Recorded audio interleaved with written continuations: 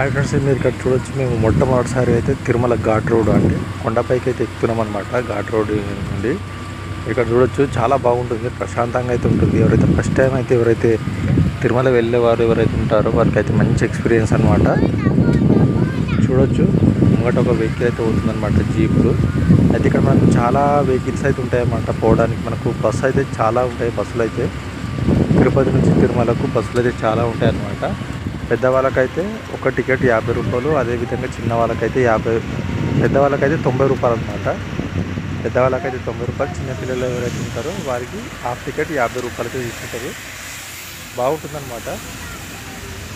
మనము మంచిగా ప్రశాంతమైన వాతావరణం నుంచి అయితే మనం వెళ్ళడానికి అయితే చాలా బాగుంటుంది. చుట్టుపక్కల చెట్లు ఉంటాయి, మధ్యలో కొండలు ఉంటాయి కాబట్టి చాలా ప్రశాంతంగా అయితే ఉంటుంది. మీరు ఎప్పుడైనా కానీ వెళ్ళేటప్పుడు ఖచ్చితంగా మీరు ముంగట అంటే డ్రైవర్ పక్కకు కూర్చునే ప్రయత్నం చేయండి. ముంగట సీట్లు ఏవైతే ఉంటాయో ఫ్రంట్ సీట్లు లేదా కిటికీల దగ్గర కూర్చే విధంగా అయితే వెళ్ళండి, చాలా బాగుంటుంది అనమాట.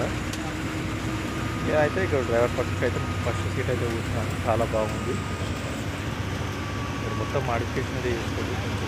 ఇక్కడ ఇంతకుముందు ఏమన్నా రాలేమని జాబ్ మీద అసలు మొత్తం అయితే కన్స్ట్రక్షన్ అయితే చేసుకోండి. ఇక్కడ చూడొచ్చు, చాలా బాగుంటుంది అనమాట. అప్పుడప్పుడు సినిమాలు కూడా అది పుల్లు కూడా రావడం అయితే జరుగుతుంది పెద్ద పురుగు. అందుకోసం నైట్ టైం అయితే ఇక్కడ చాలా జాగ్రత్త ఉండాలి. చూడొచ్చు, చాలా బాగుంది అనమాట. టర్నింగ్స్ అయితే చాలా ఉంటాయన్నమాట. రౌండ్ తిరుగుకుంటూ వెళ్ళాలన్నమాట. మనము కిందకి చూస్తే కొండని చూస్తే మనకు దగ్గరనే అనిపిస్తుంది. బట్ మనము కొండపైకి వెహికల్ చేరుకోవడానికి కంపల్సరీగా 1 అవర్ అయితే ఖచ్చితంగా అయితే పడుతుందన్నమాట.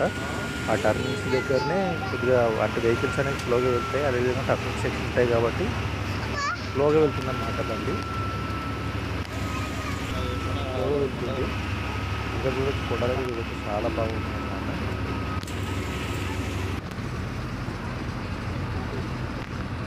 చాలా బాగుంటుంది వెళ్ళడానికి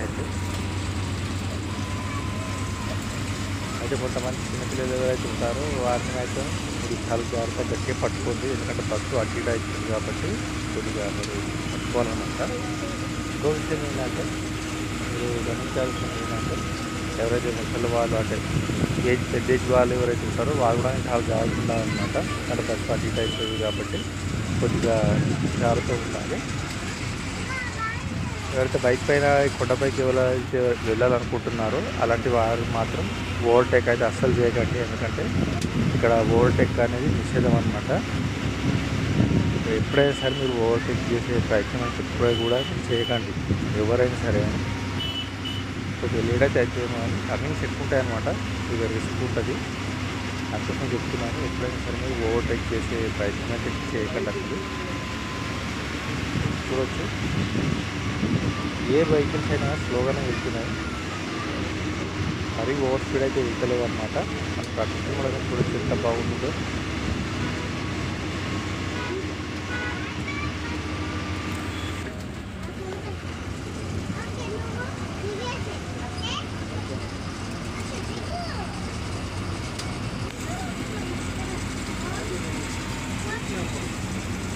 చూసుకోవచ్చు, చాలా బాగుందన్నమాట. మొత్తానికైతే తిరుపతికి అయితే మీకైతే చేస్తున్నాను.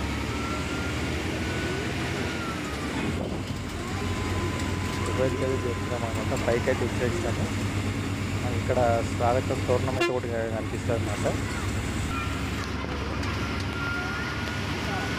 చూపిస్తే అది కూడా చూపిస్తాను.